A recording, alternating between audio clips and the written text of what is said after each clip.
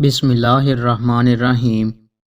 رسول اللہ صلی اللہ علیہ وآلہ وسلم نے فرمایا، اگر اللہ تعالیٰ کسی شخص کو اس کے گناہ کی سزا دنیا میں دے دے تو اس کے عدل سے یہ قوی امید ہے کہ آخرت میں اس کو دوبارہ سزا نہیں دے گا، اور جس شخص کے گناہ کی اللہ تعالیٰ نے دنیا میں پردہ پوشی کی اور سزا نہ دی تو اللہ تعالیٰ کے فضل سے یہ قوی امید ہے کہ جس گناہ کو وہ معاف کر چکا ہے اس کی سزا دوبارہ نہیں دے گا۔ حضرت انس بن مالک رضی اللہ عنہ سے روایت ہے، انہوں نے فرمایا، کچھ ایسی دعائیں ہیں جنہیں رسول اللہ صلی اللہ علیہ وآلہ وسلم کبھی نہیں چھوڑتے تھے۔ اے اللہ، میں فکر، غم، عجز، سستی، بخل، بزدلی اور لوگوں کے غلبے سے تیری پناہ میں آتا ہوں۔